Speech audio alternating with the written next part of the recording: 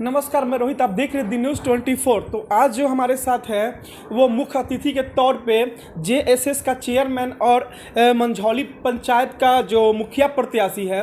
तो आज हम इनसे बात करेंगे कि पंचायती विकास में आपका क्या योगदान रहेगा, कैसे करेंगे आप विकास, क्या मुहैया कराएंगे जनता के बीच में, और अभी जो है आपने कोरोना काल से लेकर अभी तक कैसे जो मतलब जनता के बीच में आप काम किए हैं, इस बारे में आज हम खास बातचीत करेंगे। तो सबसे पहले सर, मेरे चैनल का तो बहुत बहुत स्वागत है आपका भी। सर। आप बताएं पहले कि आपका मुख्य एजेंडा क्या है पंचायती चुनाव में आने का। मेरा सबसे जो बचपन से मैंने जो यहाँ के लोगों को देखा है, तो मुझे ये लगता है कि यहाँ पे सबसे ज़्यादा जो खुले में लोग शौच को जाते हैं, काफ़ी अंधेरा जैसा रहता है, और यहाँ पे पानी के लिए लोग अक्सर लोगों का प्रॉब्लम काफ़ी लोग झेलते हैं इससे।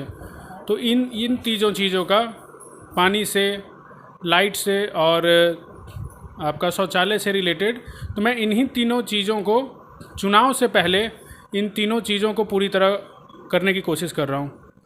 तो सर अब मतलब हमें ये बताएं कि कोरोना काल जब था तो जनता के बीच में आपने कैसे काम किया। कोरोना काल के समय हमने जो उससे प्रभावित लोग थे, तो हमारे यहाँ सबसे मुख्य छठ पूजा मानी जाती है, जो कोरोना काल के प्रभावित होने की वजह से बहुत सारे लोग नहीं कर पा रहे थे। तो हमने उनके यहाँ जाके छठ की सामग्री देने की कोशिश की, और लोगों ने खुशी से लिया, और छठ पूजा में उन्होंने खुशी खुशी भाग लिया। सर तो अगर शौचालय की भी बात कर रहे हैं तो आप कैसे शौचालय मुहैया करा सकते हैं, कैसे मुहैया कराएंगे शौचालय जो है अभी जो मतलब गरीब परिवार के लोगों को शौचालय आने जाने में दिक्कत हो रहा है। तो मैंने मेरे ट्रस्ट के माध्यम से, जिसमें सारे लोग सपोर्ट कर रहे हैं, बहुत सारे लोग सपोर्ट कर रहे हैं, तो उससे ट्रस्ट के माध्यम से मैं शौचालय एक जगह पे 4-6 ऐसे जगहों पर जहाँ पे लोग खुले में शौच जाते हैं, उन जगहों पर शौचालय लगाकर, वहाँ पे बोरिंग करके, टंकी लगा के, मोटर लगा के, और एक सफाई कर्मी की भी व्यवस्था अपने संस्थान की तरफ से रखूँगा, जिससे कि उसका रेगुलराइज यूज हो सके। वैसे तो हमारे यहाँ शौचालय 12,000 रुपये में मुख्यमंत्री से ही मिलता है, पर वो सफाई नहीं रहने की वजह से, मेंटेन नहीं रहने की वजह से वो चीज़ें बेकार हो जाती है। हम जो काम करने जा रहे हैं वो उसे हम रेगुलराइज और मेंटेन रखेंगे, जिससे कि उसे लोग यूज़ कर पाएँ हमेशा। सर तो क्या लगता है कि 12,000 रुपये जो मुख्यमंत्री से जो आ रहा है उसमें कुछ कमीशन से लेकर ये, तो 12,000 रुपये बचता कहाँ पे है जो ग्रामीण शौच बना सके, बचता है क्या? मुख्य बात यहाँ पर ये आ जाती है कि जानकारी की अभाव। वैसे अगर जो जानकार लोग हैं वो 12,000 का 12,000 पा लेते हैं, पर जिनको कम जानकारी है, बस चाहते हैं कि बस हमारे अकाउंट में आ जाए, तो उन लोगों को थोड़ा बहुत, जहाँ तक मुझे जानकारी है, कुछ पैसे देने पड़ जाते हैं।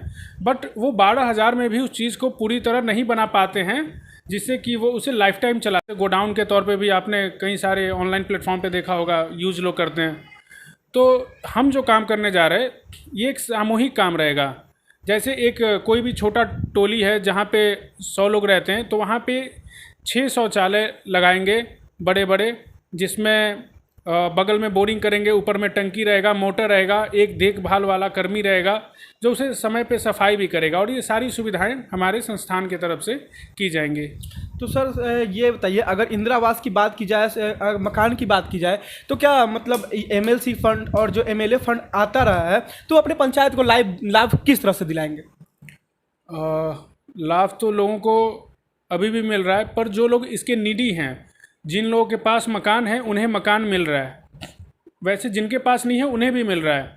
पर होना ये चाहिए था कि जिनके पास नहीं है उन्हें ही सिर्फ मिले।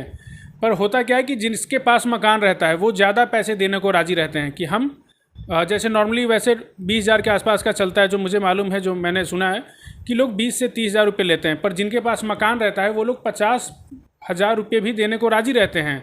तो जो प्रत्याशी लोग होते हैं वो ज़्यादा पैसे की लालच में उस 50,000 वाले को प्रायोरिटी तौर पे देते हैं, और जिसका 20 और 30,000 है उसे सेकेंडरी पे रखते हैं। तो इस चीज़ को ख़त्म करके, ना 20 लगे ना 30 लगे, मैं खुद मुझे सिविल की कुछ जानकारी है, मेरे टेक्निकल दोस्त हैं, तो मैंने तो ये सोचा है कि अगर चुनाव के बाद वैसी स्थितियां बनती है तो हम एक लड़का भी देंगे जो कम पैसे में कैसे आपका घर तैयार हो जाए, हम उस पर विचार कर रहे हैं। सर तो अभी 7 निश्चय योजना का जो मुख्यमंत्री का बहुत एक सपना है 7 निश्चय योजना, तो मैंने विजिट किया है कि आपके पंचायत का 7 निश्चय योजना में काफ़ी गड़बड़ियाँ पाई गई है। तो वैसे करके तो उसमें आप कितना ठीक करने का कोशिश करेंगे 7 निश्चय, जैसे बांस गाड़ के नल लगा दिया गया आपके एरिया में। मैंने वो न्यूज़ चलाया भी था, शायद आप देखे भी होंगे या ना भी देखे होंगे, लेकिन मैंने वो चलाया था। तो उसको कैसे आप ठीक करेंगे? आप बता रहे आपने कहीं देखा होगा बांस लगा के, अभी मेरे गेट के आगे में आप देखें किस तरीके से बिना बांस बिना किसी चीज़ के वो वैसे ही पड़ा हुआ है। मतलब उसने स्टैंड पोस्ट कहीं भी उसने बनाया नहीं जिनको बनाना चाहिए था। तो अभी क्या हुआ, एक जांच आया था कल जिसमें उन्होंने युद्ध स्तर पे पिछले 2 दिनों में ये सारे काम लगभग 60-70% क्लियर किए हैं। तो ये उधर जहाँ पे मैंने देखा था वो बांस करके, वहाँ भी कंप्लीट हुआ या नहीं? सिर्फ 17 वार्ड में से एक वार्ड में युद्ध स्तर पे काम हुआ है, क्योंकि जांच सिर्फ एक वार्ड में आया था। बाकी सारे वार्डों की स्थिति इस वार्ड से कहीं ज़्यादा दयनीय है। कहीं बहुत सारे जगहों पर टंकी नहीं है, बहुत सारे जगहों पर गहराई इतनी कम है कि उस पर एक ट्रैक्टर चला जाए तो वो तुरंत फट जाए। पाइप की क्वालिटी कमज़ोर है। ये बहुत ही विचित्र स्थिति है, क्योंकि ध्यान नहीं दिया गया इस मसले। पंचायत कैसे बनाएंगे? इसकी शुरुआत लोगों को महसूस हो चुकी होगी, क्योंकि जो जनता के बीच में पहले से आके काम करने का मतलब प्रयास कर रहा है और वो खुल के बोल रहा है सामने वाले को कि हम आपके चुनाव के बाद किसी भी घर के बदले में 20,000, 30,000, 50,000 नहीं लेंगे। ये कोई भी प्रतिनिधि नहीं बोलता है ऐसा घूम के। कोई भी अगर अपना प्रचार करता है तो ऐसे नहीं बोलता कि हम आपसे पैसा घर के बदले बाद में नहीं लेंगे या इस काम के बदले नहीं लेंगे। वो इस मैटर को नहीं उठाता और मैं उस मैटर को खुल के बोल रहा हूँ। तो इस चीज़ों से लोगों को समझ में आ रहा है कि शायद कुछ अच्छे से काम हो सके। तो और मेरा आखिरी क्वेश्चन ये रहेगा सर कि आप अपने जनता को क्या संदेश देना चाहेंगे पंचायती चुनाव को लेकर? किस मुद्दे पर लोग वोट करें? अभी लगभग सारे जगहों पे लाइट की व्यवस्था करवा चुका हूँ।